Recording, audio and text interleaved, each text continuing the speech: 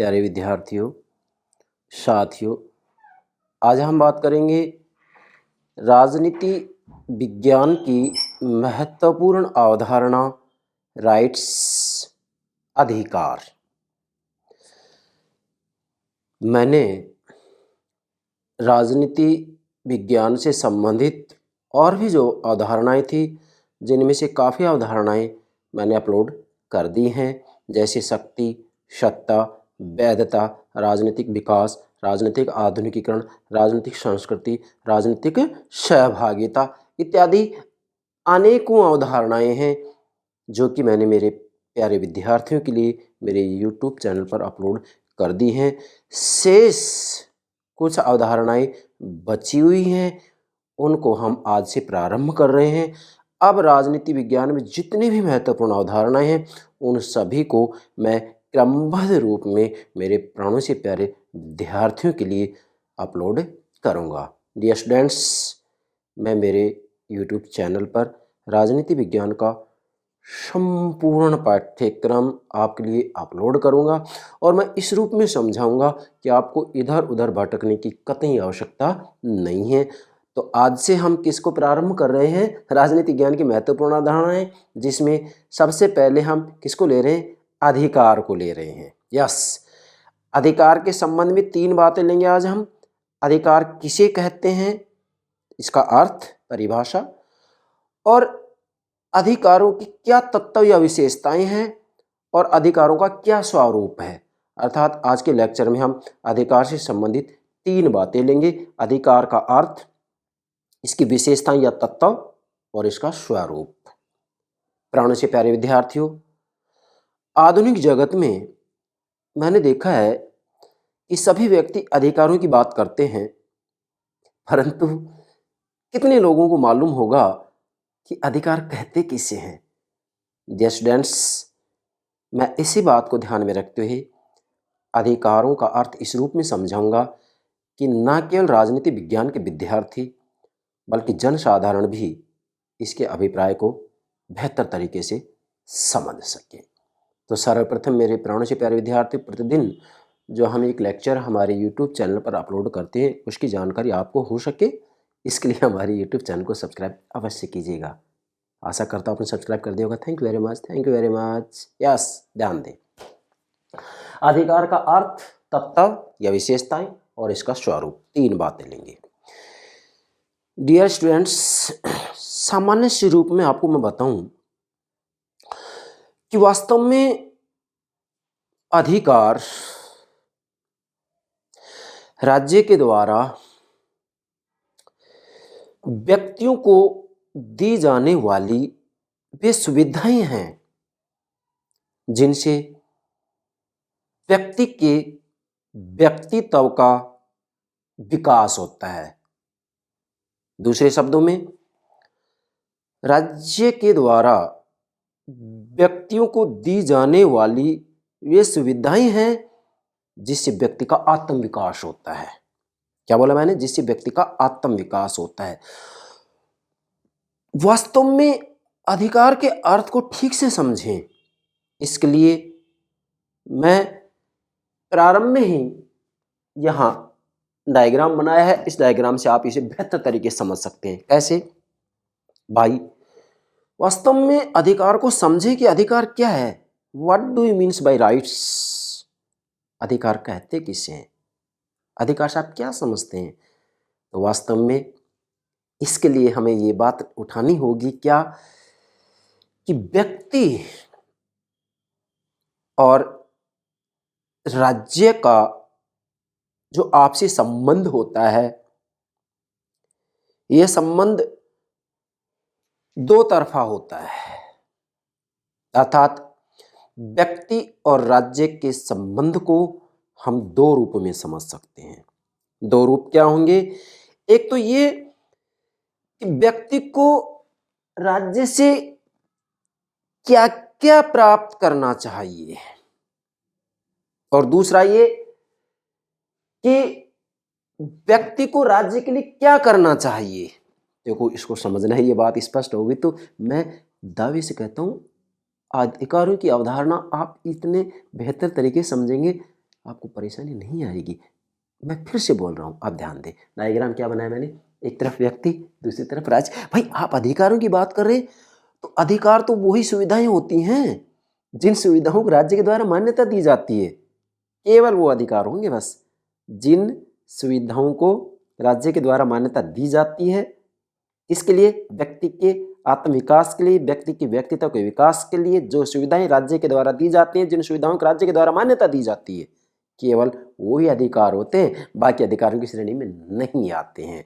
तो यहाँ बात हो रही व्यक्ति और राज्य के आपसी संबंध की। देखो मैंने यहाँ तीर के रेखा से दर्शाया, इधर व्यक्ति का राज्य से क्या संबंध है और राज्य व्यक्ति से क्या संबंध रखता है, दो तरफा बात होगी। अर्थात वास्तव में अधिकारों का अर्थ समझना हो तो व्यक्ति और राज्य के संबंधों का दो रूपों में जब अध्ययन करेंगे तो अधिकार का अर्थ स्पष्ट हो जाएगा। कैसे, देखें।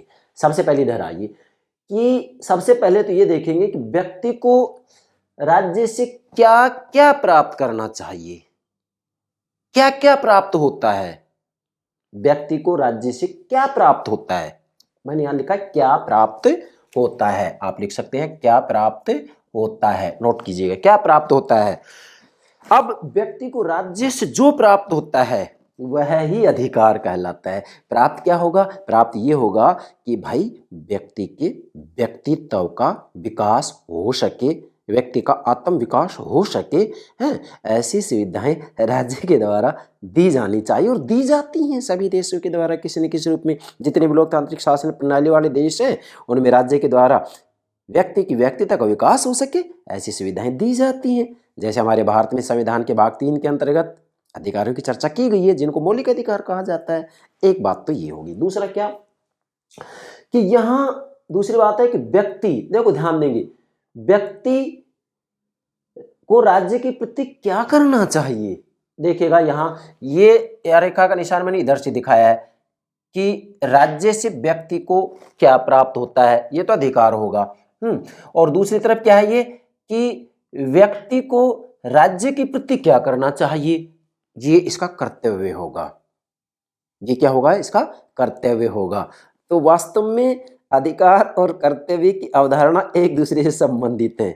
कैसे, जब तक हम सभी अपने अपने कर्तव्यों का पालन नहीं करेंगे तो दूसरे व्यक्ति के अधिकार की रक्षा हो ही नहीं सकती है। तो सबसे पहले हमें अपने कर्तव्य का पालन करना होगा और प्रत्येक व्यक्ति अपने अपने कर्तव्य का पालन कर रहा है तो अधिकारों का संघर्ष झगड़ा समाप्त हो जाएगा स्वतः ही। आज पूरी दुनिया में, आधुनिक जगत में, विश्व में, संसार में सभी व्यक्ति अधिकारों की बात तो करते हैं कि हमें सुविधाएं चाहिए, लेकिन कोई भी व्यक्ति अपने कर्तव्य की बात नहीं करता है कि हम ईमानदारी से राज्य ने जो कर्तव्य निर्धारित किए हैं उन कर्तव्यों का भी पालन करना चाहिए। और यदि प्रत्येक व्यक्ति ईमानदारी से अपने कर्तव्य का पालन करे तो फिर अधिकारों का झगड़ा समाप्त। सबके अधिकार स्वतः ही रक्षित हो जाएंगे, सबके अधिकार स्वतः ही सुरक्षित हो जाएंगे। ये दो तरफा संबंध हो गया। इसमें एक तरफ ये क्या प्राप्त होता है राज्य से व्यक्ति को, ये तो अधिकार होगा, और वास्तविक रूप में व्यक्ति को राज्य के प्रति क्या करना चाहिए ये कर्तव्य होगा, जिसमें हम किसकी बात करें, केवल राइट्स की, अधिकार की बात करें। एक बात हो गई। इसके बाद में वास्तव में अधिकार को ठीक से समझे हम, ये है क्या चीज, अभी भी समझ में नहीं आया तो देखो, जब 17वीं 18वीं शताब्दी में अधिकारों के संबंध में प्राकृतिक अधिकारों का सिद्धांत दिया जा रहा था, जिसमें हम जॉन लॉक का नाम ले सकते हैं, हॉब्स और रूसो का भी नाम ले सकते हैं। तो जॉन लॉक ने 3 प्राकृतिक अधिकारों की बात की थी, जीवन का अधिकार, स्वतंत्रता का अधिकार, संपत्ति का अधिकार। तो जॉन लॉक ने कहा था कि ये तीनों अधिकार व्यक्ति को जन्म के साथ मिल जाते हैं। तो इन्होंने ये माना था कि वे अधिकार जन्म के साथ मिलते हैं, लेकिन नहीं भाई, वास्तविकता ये है कि अधिकार जन्म के साथ नहीं मिलते हैं। वास्तव में जन्म के साथ तो बच्चे को कुछ शक्तियां मिलती हैं। क्या मिलती हैं, कुछ शक्तियां मिलती हैं, और वो शक्तियां वास्तविक रूप में जब बच्चे का जन्म होता है तो जन्म होते ही वास्तव में उसमें केवल इतनी सी शक्ति होती है कि वह दूध पी लेगा, दूध को हजम कर लेगा। लेकिन उस समय क्या वह एक डॉक्टर भी होता है? नहीं। अब उस बच्चे को यदि डॉक्टर बनाना है, प्रोफेसर बनाना है, तो राज्य और समाज के द्वारा ऐसी सुविधाओं की व्यवस्था करनी होगी जिससे कि बच्चे को वो परिस्थितियां मिल सकें जिसमें कि वो डॉक्टर प्रोफेसर बन सके। अब राज्य और समाज के द्वारा जो ये सुविधाएं दी जाती हैं वो सुविधाएं ही यस अधिकार कहलाते हैं। आशा करता हूँ इससे आप थोड़ा समझे होंगे, नहीं समझे और आगे स्पष्ट करेंगे। मैं इसके अभिप्राय को इस रूप में लूँगा कि एक भी बात नहीं छोड़ी जाएगी, आप इजीली समझ जाएंगे कि राइट्स होता है क्या है, अधिकार होता है क्या है। अब देखो इसके बाद मैंने यहाँ लिखा है पार्ट नंबर 1 अर्थ। क्या अर्थ है इसका सामान्य से रूप में? अधिकार राज्य के अंतर्गत, देखो ध्यान देंगे, अधिकार राज्य के अंतर्गत, क्योंकि जब तक जो सुविधाएं दी जाती है व्यक्ति को उन सुविधाओं को राज्य की मान्यता प्राप्त नहीं होगी, राज्य उन्हें मान्यता नहीं देगा, वो अधिकार नहीं कहलाएंगी। अधिकार राज्य के अंतर्गत, अधिकार राज्य के अंतर्गत मतलब बिना समाज और राज्य के अधिकार हो ही नहीं सकते हैं। अधिकार राज्य के अंतर्गत व्यक्ति को प्राप्त होने वाली ऐसी अनुकूल परिस्थितियां, ऐसी अनुकूल परिस्थिति, बच्चे का जन्म हो गया, दूध पी लेगा, दूध को हजम कर देगा, ठीक है, लेकिन आगे चल करके उसको प्रोफेसर बनाना है, डॉक्टर बनाना है, तो राज्य और समाज के द्वारा ऐसी परिस्थितियां उपलब्ध करानी होगी बच्चे को। ऐसी परिस्थितियां उपलब्ध नहीं होंगी, ऐसी सुविधाएं नहीं होंगी, तो डेफिनेटली उसकी जो अवचेतन शक्तियां हैं उनका विकास नहीं हो सकेगा। ठीक है, अनुकूल परिस्थितियां और अवसर हैं जिनसे उसे आत्म विकास में सहायता मिलती है। बस सीधी सी बात एक ही है कि वास्तव में अधिकार वो सुविधाएं हैं जो राज्य के द्वारा व्यक्ति को दी जाती हैं जिनसे कि व्यक्ति के व्यक्तित्व का विकास होता है, उसका आत्म विकास होता है या आत्म विकास में सहायता मिलती है। वो सुविधाएं ही, वो परिस्थितियां ही, वो अवसर ही अधिकार कहलाते हैं। ठीक, आगे बढ़ते हैं। अगली बात मैंने यहाँ लिखी है, मनुष्य जन्म के साथ अधिकारों को लेकर संसार में नहीं आता।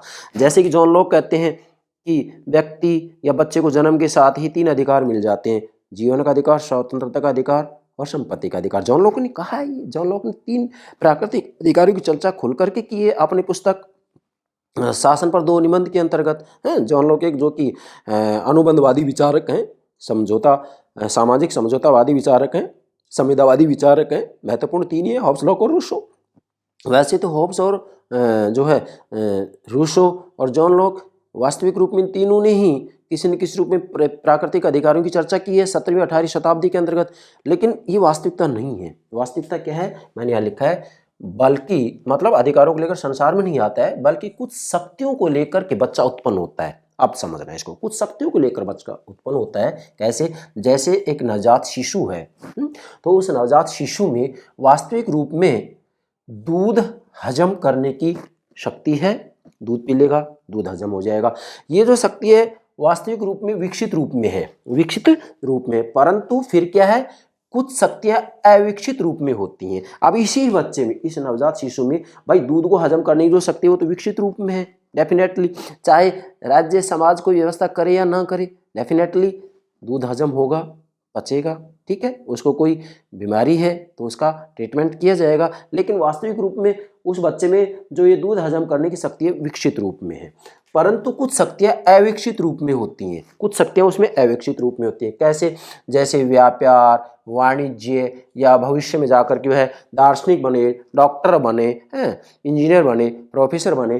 तो वास्तव में यहाँ जो ये शक्तियां ये अविकसित रूप में है। अब ये शक्तियां विकसित हों, ये शक्ति उस बच्चे में विकसित हो कि भाई वह दार्शनिक बने, प्रोफेसर बने, डॉक्टर बने, तो ये शक्तियां उस बच्चे में विकसित हों, तो ऐसी परिस्थितियां उस बच्चे को प्राप्त होनी चाहिए। आप समझेंगे इस बात को, ऐसी परिस्थितियां उस बच्चे को प्राप्त होनी चाहिए जिससे कि उसमें जो ये अविकसित शक्तियां हैं, बच्चे में अविकसित शक्तियां हैं कि वह आगे चल करके प्रोफेसर, डॉक्टर, इंजीनियर बन सकता है। ये शक्तियां बच्चे में अविकसित रूप में, विकसित रूप में नहीं है, विकसित रूप में तो उसे केवल उस बच्चे में केवल दूध को पचाने की, हजम करने की शक्ति है विकसित रूप में, लेकिन ये जो अविकसित शक्ति के रूप में है वो क्या है कि वह आगे चल करके दार्शनिक, डॉक्टर, इंजीनियर, प्रोफेसर है ये बनेगा। लेकिन ये शक्तियां उसमें अविकसित रूप में, और ये अविकसित शक्तियां हैं, इन शक्तियों का विकास हो, मतलब बच्चे में जो अविकसित शक्तियां हैं कि भी आगे चल करके वह बच्चा डॉक्टर इंजीनियर बनेगा, प्रोफेसर बनेगा, तो ये शक्तियां विकसित हों इसके लिए उसे, मैंने यह डायग्राम बनाया, उसे परिस्थितियां प्राप्त हों। अब ये परिस्थितियां या सुविधाएं किसके द्वारा दी जाएंगी? यस, समाज या राज्य नामक संस्था के द्वारा। और जब राज्य या समाज, विशेषकर राज्य के द्वारा जो परिस्थितियां, जो सुविधाएं इस बच्चे को प्राप्त करवाई जाती हैं, ये सुविधाएं ही अधिकार कहलाते हैं। क्लियर? आप इस बात को गंभीरता से समझेंगे मेरे प्राण से प्यारे विद्यार्थियों। यदि ये बात आपकी समझ में आ जाती है, डेफिनेटली आप समझ जाएंगे कि अधिकार है क्या चीज़। मैं उस गहराई में ले जाना चाह रहा हूँ जिससे कि आप समझे कि अधिकार होता क्या है। What do you means by rights? अधिकार से आप क्या समझते हैं? ध्यान दें, ये अधिकार है, ठीक है, आप ध्यान दें। फिर मैंने दूसरा डायग्राम बनाया है यहाँ, क्या? व्यक्ति, राज्य। चूंकि हम अधिकार की अवधारणा का अध्ययन कर रहे हैं तो अधिकार क्या होते हैं? राज्य के द्वारा, क्या? राज्य के द्वारा व्यक्ति के व्यक्तित्व के विकास के लिए, व्यक्ति का आत्म विकास हो इसके लिए दी जाने वाली कुछ सुविधाएं हैं। ये सुविधाएं ही क्या है? अधिकार है। तो यहाँ दो तरफा बात होगी, व्यक्ति और राज्य। अब ध्यान देंगे, ये व्यक्ति, राज्य, मैंने लिखा है अधिकार, स्वतंत्रता, समानता और कानून। फिर लिखा है आपसी संबंधों के आधार है। मीन्स व्यक्ति और राज्य के आपसी संबंधों का जो आधार है वो अधिकार, स्वतंत्रता, समानता और कानून होते हैं। वास्तविक रूप में जो ये अधिकार, स्वतंत्रता, समानता और कानून है, ये व्यक्ति और राज्य के आपसी संबंधों के आधार हैं, जिनमें से हम केवल एक अवधारणा की बात कर रहे हैं, अधिकार की। अधिकार, ठीक है, मैं क्रमबद्ध रूप में ये सारी अवधारणाएं आपको समझाऊंगा, लेकिन यह डायग्राम भी आप नोट कीजिएगा जिससे कि आसानी से इसको समझ सकें। उसके बाद में फिर मैंने लिखा है सुविधाओं को अधिकार तथा स्वतंत्रता का नाम दिया जाता है। इसका क्या मतलब है? कि वास्तविक रूप में राज्य के द्वारा व्यक्ति की व्यक्तित्व का विकास हो, उसका आत्म विकास हो, इसके लिए वास्तविक रूप में राज्य के द्वारा व्यक्ति को कुछ सुविधाएं दी जाती हैं जिससे कि उसका आत्म विकास हो, उसके व्यक्तित्व का विकास हो, उसकी शक्तियां विकसित हों। क्योंकि यहाँ शिशु रूप में देखते हैं तो बच्चा जो दूध को हजम करने की शक्ति रखता है विकसित रूप में, लेकिन वह एक डॉक्टर, प्रोफेसर बनने, इसके लिए जो शक्ति है वो अविकसित रूप में है। शक्तियां तो हैं बच्चे में लेकिन वो विकसित रूप में नहीं, अविकसित रूप में, अवचेतन रूप में। जबकि चेतन रूप में दूध को हजम करने की शक्ति है, लेकिन अवचेतन रूप में उस बच्चे में ये शक्ति है कि आगे चल करके वह डॉक्टर, इंजीनियर, प्रोफेसर बने। परंतु राज्य के द्वारा यदि ऐसी सुविधाएं दी जाती हैं तो जो ये सुविधाएं दी जा रही हैं वो सुविधाएं ही अधिकार हैं। तो मैंने यहाँ नोट कर दिया है, सुविधाओं को अधिकार तथा स्वतंत्रता का नाम दिया जाता है। मतलब राज्य के द्वारा व्यक्ति के व्यक्तित्व का विकास हो, उसका आत्म विकास हो, ये सुविधाएं जब राज्य व्यक्ति को देता है तो इन सुविधाओं को ही सामान्य स्वरूप में अधिकार और स्वतंत्रता का नाम दिया जाता है। अब आप देखिएगा इसमें अधिकार, स्वतंत्रता, समानता, कानून सब आ जाते हैं। मूल बात यह है कि अधिकार, स्वतंत्रता, समानता, कानून ये व्यक्ति और राज्य के आपसी संबंधों के आधार हैं। नोट कीजिएगा, ये डायग्राम आपको निश्चित रूप में नोट करना है। अब अगली बात लेते हैं हम, क्या? कि भाई विशेषकर अधिकारों को आधुनिक समय में दो भागों में बांट दिया जाता है, नकारात्मक अधिकार, सकारात्मक अधिकार। ये एग्जाम में पूछ लिया जाता है, विद्यार्थी गलती करते हैं। मैंने यहाँ नोट किया नकारात्मक अधिकार, सकारात्मक अधिकार। देखिएगा भाई, वास्तविक रूप में जहां पूंजीवादी शासन प्रणाली होती है या पूंजीवादी राज्य के अंतर्गत नकारात्मक अधिकारों की व्यवस्था की जाती है। नकारात्मक अधिकार क्या होते हैं?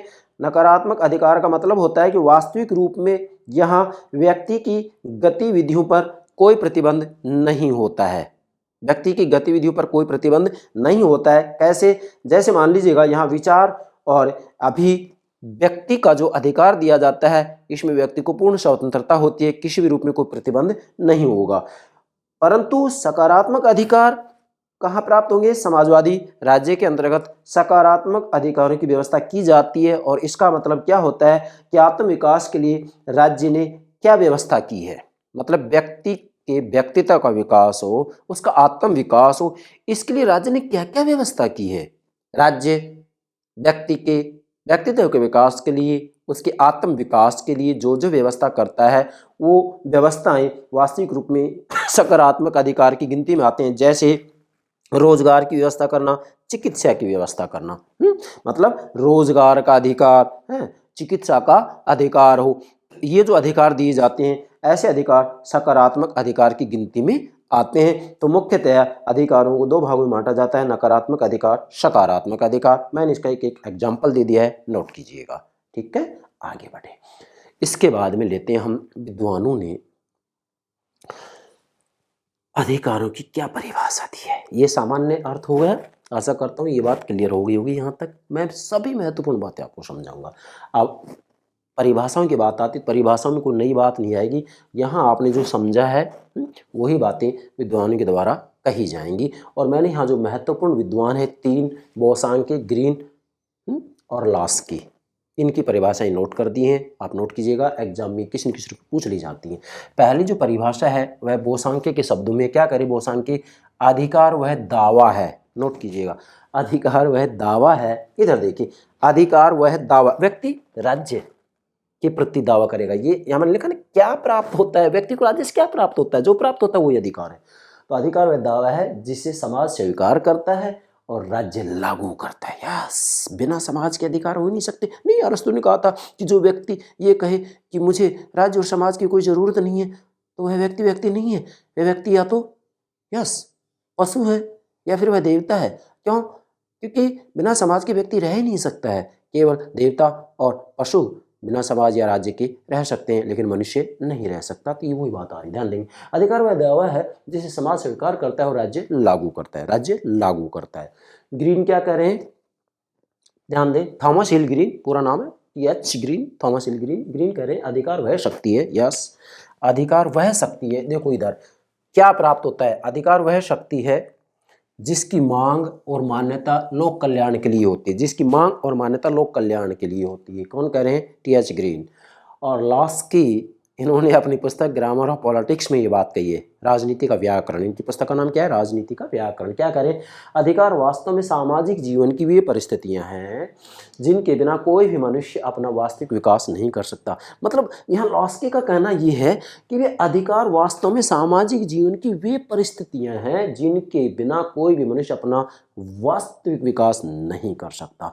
अर्थात लास्की का कहना है कि व्यक्ति के व्यक्तित्व का विकास हो, व्यक्ति का आत्म विकास हो, इसके लिए कुछ परिस्थितियां, कुछ सुविधाएं राज्य के द्वारा व्यक्ति को प्राप्त करवाई जानी चाहिए। यदि वो सुविधाएं राज्य के द्वारा व्यक्ति को नहीं दी जाएंगी तो वास्तविक रूप में व्यक्ति की व्यक्तित्व का विकास नहीं हो सकता, व्यक्ति का आत्म विकास नहीं हो सकता। अर्थात वास्तव में वो सुविधाएं, वो परिस्थितियां उपलब्ध करवाना जिनकी वजह से व्यक्ति की व्यक्तित्व का विकास हो सके, उसका आत्म विकास हो सके, वो सुविधाएं, वो परिस्थितियां ही अधिकार कहलाते हैं। तो फिर से दोहरा रहा हूं, लास्की क्या कह रहे हैं, H J Laski, Herald Joseph Laski, yes, अधिकार वास्तव में सामाजिक जीवन की वे परिस्थितियां हैं, अधिकार वास्तव में सामाजिक जीवन की वे परिस्थितियां हैं जिनके बिना कोई भी मनुष्य अपना वास्तविक विकास नहीं कर सकता। मतलब डेफिनेटली ये सुविधाएं व्यक्ति को प्राप्त होनी चाहिए। अगर ये सुविधाएं व्यक्ति को प्राप्त नहीं होंगी तो व्यक्ति की व्यक्तित्व का विकास नहीं हो सकेगा। पुनः दोहरा रहा हूँ, वास्तविक रूप में राज्य के द्वारा व्यक्ति को दी जाने वाली वे सुविधाएं जिससे व्यक्ति के व्यक्तित्व का विकास होता है, उसका आत्म विकास होता है, वे सुविधाएं ही अधिकार कहलाते हैं। यस, क्लियर हो गई बात। अब इसका दूसरा पार्ट लेते हैं, अधिकारों के मुख्य तत्व या विशेषताएं। अब इन परिभाषाओं से, इसके सामान्य अर्थ से इसकी विशेषताएं निकलेंगी, इसमें कोई नई बात नहीं होगी। नंबर 1, पहला है अधिकार समाज की देन। यस भाई, निश्चित रूप में बिना समाज के अधिकार हो ही नहीं सकता। क्यों?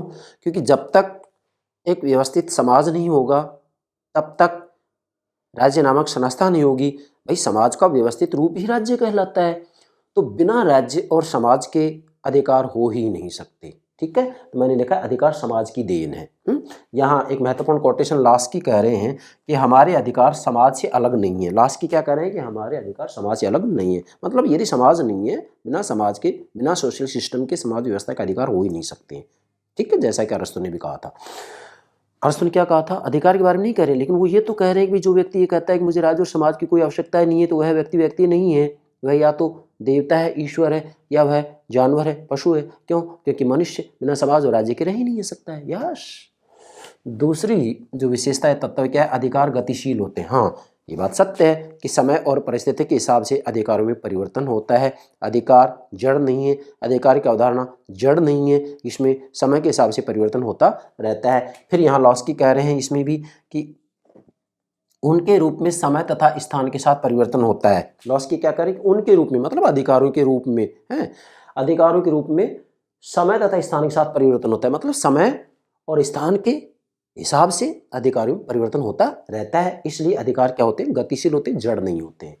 तीसरा विशेषता क्या है? अधिकार व्यक्तित्व के विकास के लिए, यस बहुत महत्वपूर्ण बात है। यस भाई, वास्तविक रूप में तो कहा जाए तो अधिकार होता क्या है भाई? अधिकार उसे तो कहते हैं कि राज्य के द्वारा जो सुविधाएं व्यक्ति को व्यक्तित्व के विकास के लिए दी जाती हैं, व्यक्ति को व्यक्तित्व के विकास के लिए दी जाती हैं, वो सुविधाएं ही अधिकार कहलाते हैं। तो यहाँ मैंने लिखा अधिकार व्यक्तित्व के विकास के लिए, अर्थात वास्तविक रूप में ऐसे अधिकार व्यक्ति को नहीं दिए जा सकते जिससे उसके व्यक्तित्व का विकास नहीं हो, बल्कि ऐसी सुविधाएं दी जाएंगी, ऐसी परिस्थितियां दी जाएंगी जिससे व्यक्ति के व्यक्तित्व का, पर्सनैलिटी का, उसके आत्मविकास का विकास हो सके। तो इसलिए अधिकार व्यक्तित्व के विकास के लिए होते हैं। और चौथा तत्व या विशेषता है अधिकार सार्वभौमिक होते हैं। यस, वास्तविक रूप में जो अधिकार दिए जाते हैं या जो सुविधाएं होती हैं जो कि राज्य के द्वारा हैं व्यक्ति को व्यक्तित्व के विकास के लिए दिए जाते हैं, वो सार्वभौमिक होते हैं, वो सर्वत्र एक जैसे होते हैं। सर्वत्र ऐसी सुविधाएं दी जाती हैं राज्य के द्वारा जिससे कि व्यक्ति के व्यक्तित्व का विकास हो सके, चाहे फिर वो भारत हो, संयुक्त राज्य अमेरिका हो, जापान हो, स्विट्जरलैंड हो, फ्रांस हो, कोई भी देश क्यों ना हो। डेफिनेटली राज्य के द्वारा व्यक्ति को ऐसी सुविधाएं दी जाती हैं जिससे कि वास्तविक रूप में उसके व्यक्तित्व का विकास हो सके। इसलिए जो अधिकार होते हैं वो क्या होते हैं? सार्वभौमिक होते हैं। सर्वत्र किसी न किसी रूप में इनकी व्यवस्था की जाती है, सभी देशों में इनकी व्यवस्था की जाती है, ऐसे भी कह सकते हैं। इसके बाद में पांचवी विशेषता है अधिकार नैतिकता पर आधारित होते हैं। यस, वास्तविक रूप में अधिकार और नैतिकता में घनिष्ठ संबंध होता है।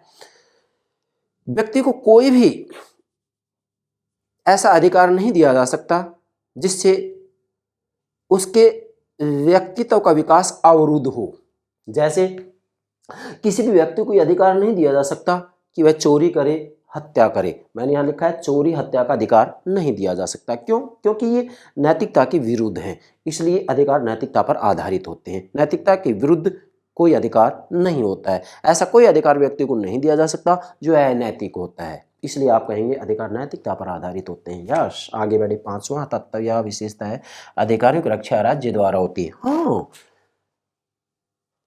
वास्तविक रूप में जब तक किसी भी अधिकार को राज्य की मान्यता प्राप्त नहीं होगी वो अधिकार ही नहीं होगा। मतलब राज्य के द्वारा व्यक्ति को जो सुविधा दी जा रही है वही अधिकार की गिनती में आएंगे, बाकी अधिकार की गिनती में नहीं आएंगे। और बिना राज्य के अधिकारियों की रक्षा कौन करेगा? इसलिए अधिकारियों की रक्षा राज्य द्वारा होती है। यहाँ मैंने लिखा है वे सुविधाएं अधिकार होती हैं जो राज्य द्वारा मान्य होती हैं। ध्यान दें, मतलब केवल वो ही सुविधाएं, क्या केवल वे ही सुविधाएं अधिकार होती हैं या अधिकार कहलाते हैं जो राज्य के द्वारा मान्य होती है। भाई, व्यक्ति को राज्य के द्वारा जो सुविधाएं दी जाती हैं जिससे कि उसके व्यक्तित्व का विकास हो, उसका आत्म विकास हो, तो जो सुविधाएं दी जा रही वो सुविधाएं अधिकार कहलाएंगी। इसलिए आप ये कहेंगे कि वास्तविक रूप में वे सुविधाएं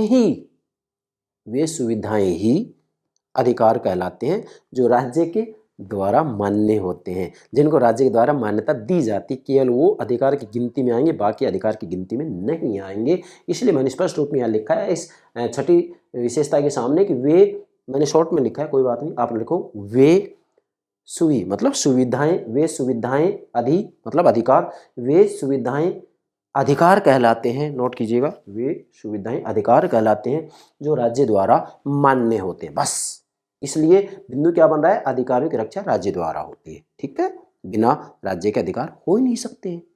अच्छा, सातवां तत्व या विशेषता है, तत्व या विशेषता है अधिकार स्पष्ट एवं निश्चित होते हैं। ध्यान दीजिएगा, डेफिनेटली जो राइट्स होते हैं, जो अधिकार होते हैं, वो स्पष्ट एवं निश्चित होते हैं।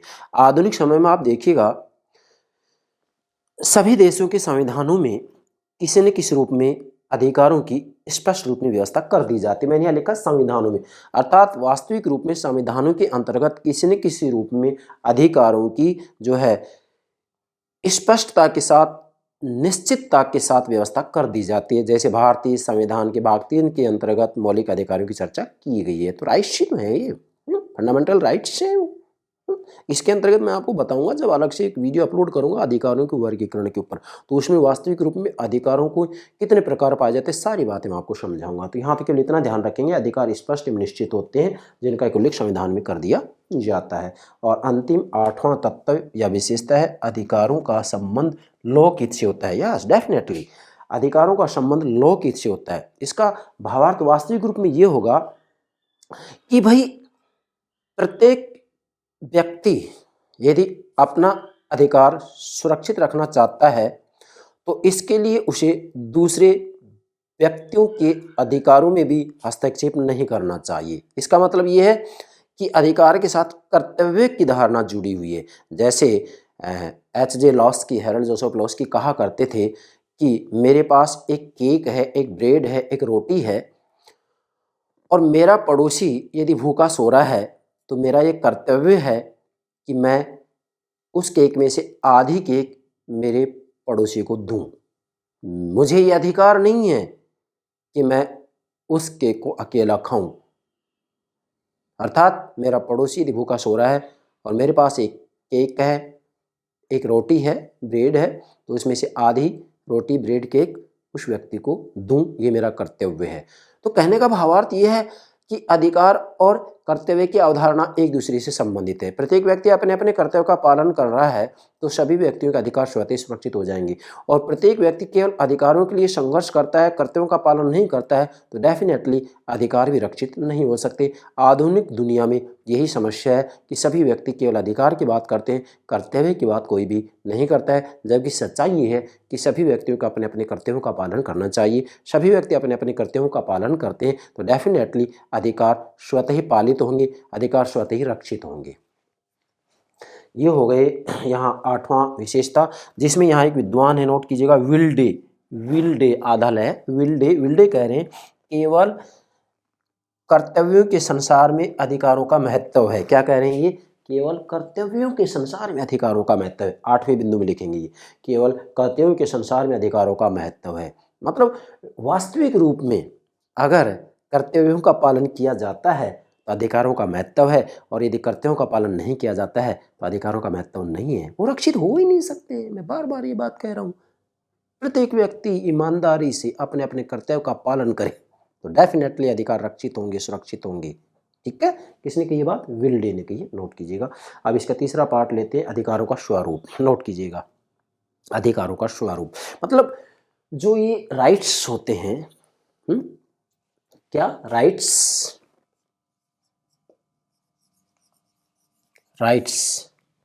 जो ये राइट्स होते हैं, इसका स्वरूप क्या है? बहुत महत्वपूर्ण बात है, ये कॉम्पिटिशन पूछ ली जाती है, विद्यार्थी गलती करते हैं। इसके लिए मैंने 2 बिंदु आपके लिए तैयार किए हैं। पहला क्या है? अधिकार सब मनुष्यों के लिए एक समान होते हैं। यस, मतलब जो राइट्स होते हैं ना वो एक समान होते हैं। कैसे भाई? वास्तव में एक शिशु है, मैंने यहाँ उदाहरण दिया था ना, शिशु है, बच्चा है, उसका जन्म होगा, तो दूध हजम करने की शक्ति उसमें है, विकसित रूप में है, लेकिन उसमें अविकसित रूप में भी शक्ति है जिसका अभी विकास नहीं हुआ है, अवचेतन रूप बोलेंगे जिसको। वो क्या है कि आगे चल करके वह प्रोफेसर, डॉक्टर, इंजीनियर बनेगा। अविकसित रूप में शक्ति है। तो अब यहाँ राज्य के द्वारा सभी बच्चों को वो सुविधाएं दी जाएं जिससे कि उनके व्यक्तित्व का विकास हो। उनमें जो अविकसित शक्तियां हैं वो विकसित रूप में सामने आए जिससे कि डॉक्टर, प्रोफेसर, इंजीनियर बने। तो डेफिनेटली है राज्य के द्वारा जो सुविधाएं दी जाती हैं जिससे कि व्यक्ति के व्यक्तित्व का विकास हो, बच्चे का विकास हो, तो इसके लिए किसी प्रकार को भेदभाव नहीं किया जाता है, एक समान सुविधाएं दी जाती हैं। तो इसलिए आप कह सकते हैं कि अधिकार सब मनुष्यों के लिए एक समान होते हैं। मैंने यहाँ नोट किया है, आत्म विकास के लिए जो परिस्थितियां राज्य के द्वारा व्यक्ति को प्राप्त करवाई जाती हैं वो एक समान होती हैं, उसमें कोई भेदभाव नहीं किया जाता है। मैंने यहाँ लिखा आत्म विकास के लिए परिस्थितियाँ, मतलब व्यक्ति के, बच्चे के व्यक्तित्व के विकास के लिए, आत्म विकास के लिए जो सुविधाएं, जो परिस्थितियाँ राज्य के द्वारा प्रदान करवाई जाती हैं वो एक समान होती हैं, एक जैसी होती है, उसमें किसी भी रूप में कोई भेदभाव नहीं किया जाता है। तो पहला स्वरूप होगा अधिकार सब मनुष्यों के लिए एक समान होते हैं, एक समान होते हैं। जैसे आत्म विकास के लिए राज्य के द्वारा व्यक्ति को जो परिस्थितियां उपलब्ध करवाई जाती हैं, जो सुविधाएं दी जाती हैं वो एक समान होती हैं, कोई भेदभाव नहीं होता है। दूसरा क्या है, अधिकार के साथ कर्तव्य के विचार का घनिष्ठ संबंध है। क्या? अधिकार के साथ कर्तव्य के विचार का घनिष्ठ संबंध है, बहुत महत्वपूर्ण बात है। यस, वास्तविक रूप में अधिकार का ये दूसरा स्वरूप ये है कि अधिकार के साथ कर्तव्य का विचार भी जुड़ा हुआ है। भाई मुझे ये अधिकार चाहिए, क्या अधिकार चाहिए कि मैं अपना जीवन जीऊं, मुझे अधिकार चाहिए ना। तो डेफिनेटली ये अधिकार मुझे चाहिए, तो मेरा कर्तव्य है कि मैं दूसरे के जीवन को किसी रूप में क्षति नहीं पहुंचाऊं। मुझे अधिकार चाहिए तो मुझे कर्तव्य का पालन करना पड़ेगा। जैसा कि मैंने यहाँ लिखा, लॉस की कह रहे हैं कि यदि मेरे पास एक केक है और मेरा पड़ोसी भूखा सो रहा है तो मुझे केक खाने का कोई अधिकार नहीं है। मेरा ये कर्तव्य है कि मैं उस केक में से आधे केक मेरे पड़ोसी को दूं। तो आप कह सकते हैं कि प्रत्येक व्यक्ति ईमानदारी से अपने अपने कर्तव्यों का पालन करे तो अधिकार तो स्वतः ही सुरक्षित हो जाएंगे, और यदि कर्तव्य का पालन नहीं किया जा रहा है तो अधिकार रक्षित नहीं होंगे। आधुनिक समय में यही मुख्य बीमारी है, यही मुख्य समस्या है कि सभी व्यक्ति अधिकारों की मांग करते हैं, अधिकारों की बात करते हैं, राज्य व्यवस्था पर दबाव डालते हैं, लेकिन होना ये चाहिए कि सभी व्यक्तियों को अपने अपने कर्तव्यों का पालन करना चाहिए। ऐसी स्थिति में पॉलिटिकल सिस्टम पर, राज्य व्यवस्था पर भार नहीं बढ़ेगा और वास्तविक रूप में उस देश की जो राजनीतिक व्यवस्था है वह सुचारू रूप में कार्य करेगी, उस देश की राजनीतिक संस्कृति श्रेष्ठ बनेगी, और राजनीतिक संस्कृति श्रेष्ठ बनेगी तो डेफिनेटली राजनीतिक व्यवस्था भी श्रेष्ठ होगी, राजनीतिक व्यवस्था श्रेष्ठ होगी तो उस देश का प्रत्येक दृष्टि से विकास होगा। तो ये हो गया अधिकारों का स्वरूप, जो कि मैंने 2 बिंदुओं के आधार पर स्पष्ट किया है। ये स्टूडेंट्स, ये हो गया राइट्स, अधिकार का अर्थ, परिभाषा, इसके तत्व या विशेषताएं। यहाँ तत्व को विशेषताएं भी कह सकते हैं, विशेषताएं। ठीक है भाई, विशेषताएं, तत्व या विशेषताएं और इसका स्वरूप। आशा करता हूँ तीनों बातें आप ठीक से समझ गए होंगे। अगले लेक्चर में हम अधिकारों से संबंधित जो विभिन्न सिद्धांत हैं उन सिद्धांतों की क्रमबद्ध रूप में, व्यवस्थित रूप में चर्चा करेंगे। तो मुझे पूरा विश्वास है ये सब बातें आप ठीक से समझ गए होंगे। Okay, yes, thank you very much, thank you very much.